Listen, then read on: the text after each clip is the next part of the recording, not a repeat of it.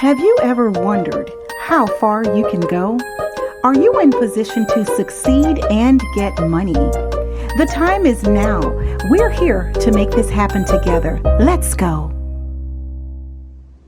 Hello everyone and welcome back to my channel. It's Coco Wade with Succeed and Get Money. So in this video, we're going to talk specifically about when is the right time to quit your job. Of course, that's the question, right?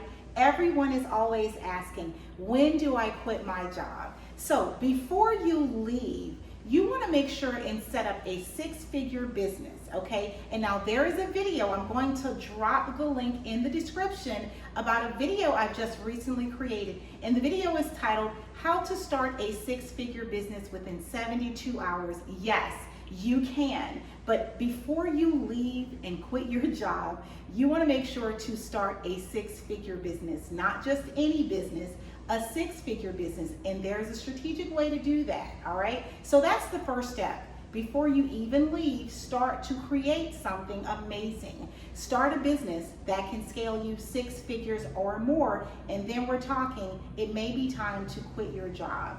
Let's move on to step number 2. If you're going to do this successfully and you really want to quit your job, I would suggest devote 6 months to 1 year, right, of working overtime and building your business. So of course you're already working, say for example, a 9 to 5. Then when you're off, give yourself enough time to maybe eat and run errands, but you've got to kick into second gear.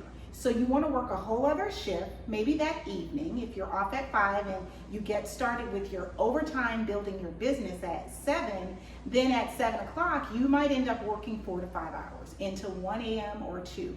And that's just for a period of time that you can work overtime, again, building your business. So if you can commit to that at least 6 months or 1 year, devoted time and attention while building your business, giving it the overtime and another shift every day, then you're on your way to being able to step away from the day job and start your business and live off of that. So number 3, you're going to want to save money every week, okay, or every month. And whether or not it's a little money or a lot of money, you're going to need to use these funds for what we consider business capital.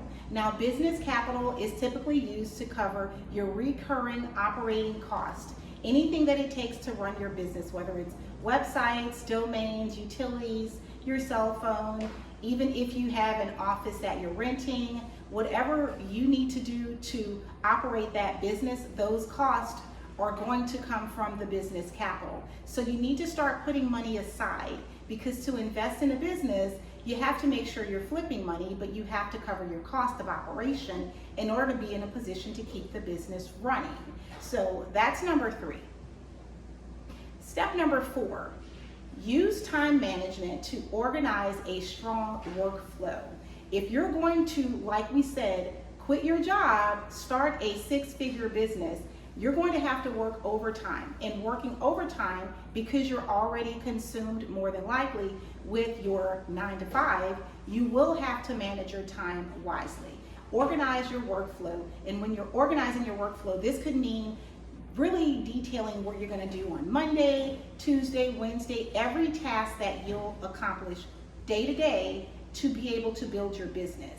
So if you are using time management and you're organizing a strong workflow, you should know on Mondays what you want to do to grow your business. On Tuesday, Wednesday, Thursday, write out a plan, you guys, make it plain. And in doing so, you will find that there's a checklist you can go down and you're achieving your goals day to day, month to month, so that you can plan leaving. If you're doing this for 6 months to a year, you're on your way to success. Now, if you like this content, be sure to subscribe to my channel, give me the thumbs up, hit that like button, and comment in the description if there are other videos that I can create and give you more insight on how to succeed and get money. Let's keep this thing moving. Number 5 out of 8, set a goal, right? So you'll set a goal to generate profits within the first 6 months. So it's not easy, but it's not hard. It's got to be strategic though. So if you want to start scaling your business sooner than later, set a goal, like make a plan for how you can generate funds, profits, revenues within the first 6 months.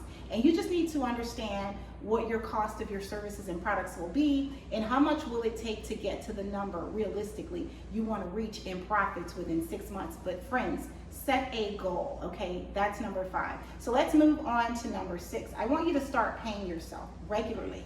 Even if it's a small amount, you can pay yourself, whether it's $200 or if you want to pay yourself $500. But pay yourself. You can pay yourself bi-weekly, you can pay yourself monthly, and only you will know through understanding your business where you stand at in your position with generating and accruing revenue. That will determine how much you can pay yourself. And of course, as a startup or as a business that is currently elevating, maybe you're in stagnancy or you're just wanting to advance, you absolutely have to know that investing much of your revenue is going to get you to becoming a 6-figure or 7-figure business sooner than later. But you're going to have to start paying yourself. The reason you're paying yourself is because you want to train your mind and set up some sort of salary so that when it's time to transition away from your job, you will have that routine of compensation so you can at least handle your own living needs and expenses. So those expenses are going to be covered by you paying yourself, and you have to get in the routine of doing that. All right, step number 7, you want to elevate or increase your profits and self-pay at some point. So I would say set a goal in that 9-month to 1-year time frame to double your profits so that you can double your pay as an owner. If you're doing that, then you can pay yourself more. So say like you started paying yourself $500 every 2 weeks, you're at $1,000, right, a month.